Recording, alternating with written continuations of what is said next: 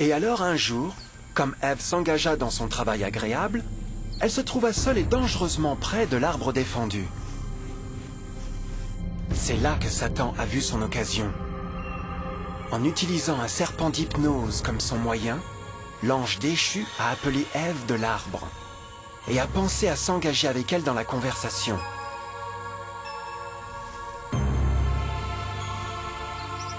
Ces mots charmants ont été soigneusement calculés pour inspirer une méfiance envers Dieu.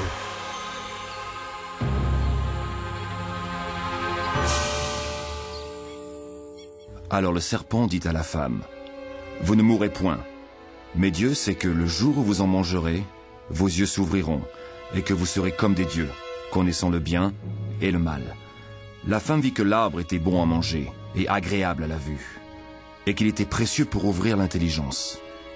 Elle prit de son fruit et en mangea. Elle en donna aussi à son mari, qui était auprès d'elle, et il en mangea.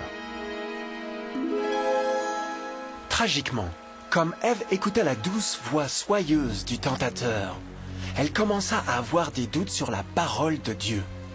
Le serpent l'avait séduite avec la promesse de renforcer le pouvoir et la sagesse. Elle l'a trouvé séduisant. Après tout, le fruit avait apparemment donné au serpent la capacité de parler. Quels autres pouvoirs pourrait-il lui donner? Et alors, bien qu'elle venait juste de rencontrer le serpent, elle eut confiance en ses paroles au-dessus de Dieu, qui l'avait créé et lui avait fourni sa maison au paradis. Donc, Ève a mangé le fruit interdit. Et peu après, a persuadé son mari pour en faire de même. Adam aurait pu choisir de rester loyal envers Dieu, mais il a mis son amour pour sa femme au-dessus de son amour pour Dieu. Comme nos premiers parents ont donné leur allégeance à l'ennemi, la dominion de la terre a été revendiquée par Satan. Vous le savez bien, si vous vous mettez au service de quelqu'un pour lui obéir, vous devenez les esclaves du maître auquel vous obéissez. Personne ne peut servir deux maîtres. Ce monde deviendrait maintenant le champ de bataille final entre le bien et le mal. Et les cœurs de chaque homme et femme deviendraient le prix. Peu, Adam et Ève avaient réalisé à ce moment-là, mais leur seul moment de méfiance et de défi ouvrirait les vannes de souffrance sur des millions d'individus pendant des milliers d'années.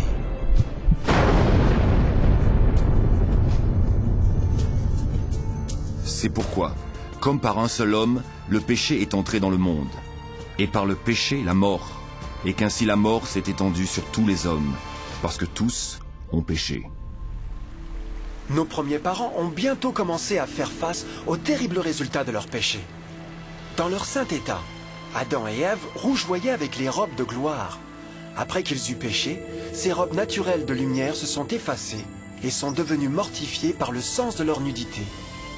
La honte et la crainte ont remplacé leur joie et paix, et ils ont cherché à couvrir leur nudité de feuilles.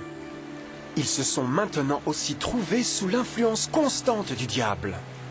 Céder à la tentation a affaibli leur vraie nature, et Satan avait gagné un nouveau pouvoir sur l'humanité. Le peuple ne pouvait plus résister aux tentations du diable par leur propre force. Finalement, et le plus terrifiant, ils se sont trouvés vivant sous une menace de condamnation à mort. Dieu les avait avertis que la désobéissance apporterait la mort. Ils avaient déjà éprouvé la mort spirituelle. Combien de temps faudrait-il pour qu'ils souffrent de la mort physique aussi bien? À ce point, leur avenir ne tenait à rien qu'obscurité et désespoir. C'est ainsi qu'il chassa Adam, et il mit à l'orient du jardin d'Éden les chérubins qui agitent une épée flamboyante, pour garder le chemin de l'arbre de vie. Tout comme le péché avait causé l'expulsion des anges déchus de leur maison céleste, maintenant, à cause de leur désobéissance, Adam et Ève furent chassés de leur maison du jardin au paradis. Tout autour d'eux changeait rapidement, et l'humanité s'est trouvée susceptible au chagrin d'amour, maladie et finalement la mort. Même les animaux et les plantes ont été affectés par l'épouvantable malédiction. Les épines et les chardons apparurent maintenant sur des arbres et des fleurs, et les animaux qui autrefois étaient doux ont commencé à tuer et à se dévorer. Le pire résultat fut que le péché avait séparé l'humanité de Dieu.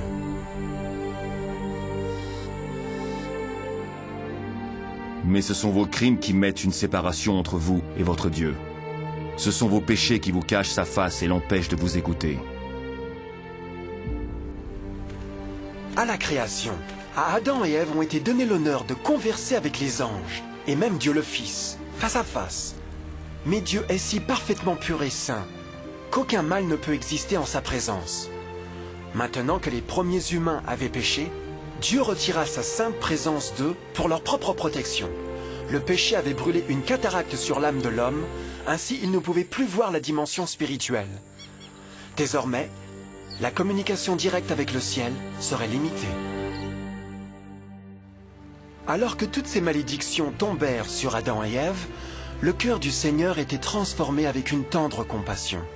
La loi qu'ils avaient transgressée ne pouvait pas être changée pour les sauver, car c'est aussi sacré et immuable que Dieu lui-même. Le Seigneur savait qu'il n'y avait qu'une seule façon pour l'homme de se repentir. Ainsi, un plan a été révélé, né du même cœur de Dieu, un plan pour sauver l'homme de son rendez-vous avec la mort éternelle et rétablir tout ce qu'il avait perdu par le péché. Ce serait un effort étonnant dans sa profondeur, portée et puissance. Mais ce plan impliquerait aussi un énorme sacrifice.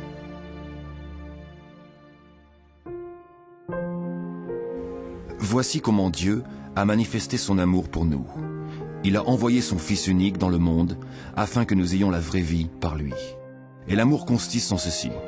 Ce n'est pas nous qui avons aimé Dieu, mais c'est lui qui nous a aimés. Il a envoyé son Fils qui s'est offert en sacrifice pour le pardon de nos péchés. L'Écriture sainte enseigne clairement, dans Romains 6, 23, que le salaire du péché est la mort. La loi brisée exigeait la vie du pécheur. Et il n'y avait seulement qu'un dans tout l'univers qui pourrait être qualifié comme le remplaçant de l'humanité. Seul le Créateur pourrait payer la dette de ses créatures en étant debout à leur place. Ainsi, Jésus-Christ, le Fils de Dieu, a volontairement consenti à quitter la pureté, la gloire et la sécurité du ciel. Il viendrait à mourir en tant qu'homme sur cette mauvaise planète renégate. Il serait né comme un bébé innocent sans défense, supporterait une vie de douleur et de honte, néanmoins aurait une vie parfaite et victorieuse. Finalement, il mourrait d'une mort humiliante pour être debout comme un remplaçant de l'humanité tombée. Par son sacrifice, on pourrait étonnamment offrir à l'humanité encore une chance à la vie éternelle. Son sang fournirait la rançon pour le monde qui aurait été enlevé par Satan. Ce merveilleux plan de rédemption a été graphiquement illustré dans le système de sacrifice animal ordonné par Dieu après la chute de l'homme. Le Seigneur avait averti Adam et Ève qu'ils mourraient le jour où ils mangeraient le fruit défendu. Aussi, comment se faisait-il qu'ils sont restés en vie? La Bible nous dit que sitôt après leur péché, Dieu a fourni vêtements pour eux en forme de peau animale. C'est digne de remarquer que l'Apocalypse se réfère à Jésus-Christ comme l'agneau tué dès la fondation du monde. Ceci indique qu'un agneau a été tué ce jour-là pour empêcher leur mort immédiate. Par la foi, dans ce sacrifice, leur condamnation à mort a été symboliquement transférée d'eux à la créature innocente. L'agneau était bien sûr une représentation de Jésus. Et alors, une lueur d'espoir est subvenue dans leur situation apparemment sombre et désespérée. Par le repentir et la foi dans le sang du Messie à venir, n'importe quel homme pourrait de nouveau devenir un enfant de Dieu. Mais en dépit de ce plan merveilleux, pour l'instant Satan avait toujours dominion sur la terre, et donc la vie sur terre ne serait pas toujours facile. Vous aurez des tribulations dans le monde, mais prenez courage, j'ai vaincu le monde.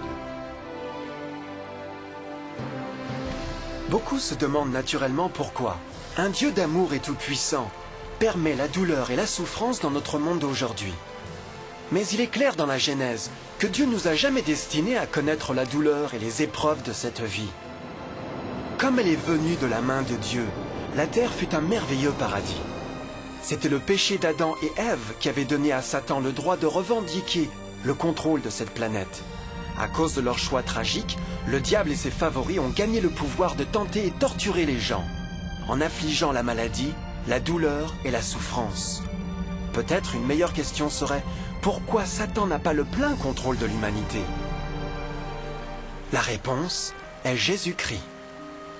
Vous pouvez déjà vous rendre compte que la mort de Jésus sur la croix a fourni à chacun d'entre nous l'occasion d'être sauvé. Mais en réalité, il fait beaucoup plus que cela. Quand le Sauveur a offert sa vie pour racheter la terre, cet acte imposait des restrictions sur le contrôle de Satan sur l'humanité. Satan ne pouvait pas forcer notre volonté, et son pouvoir de nous nuire serait limité. Le sacrifice du Christ nous a aussi apporté un temps de probation, où nous pourrions voir par nous-mêmes la différence entre le gouvernement de Dieu et Satan, pour ensuite décider qui nous serviront.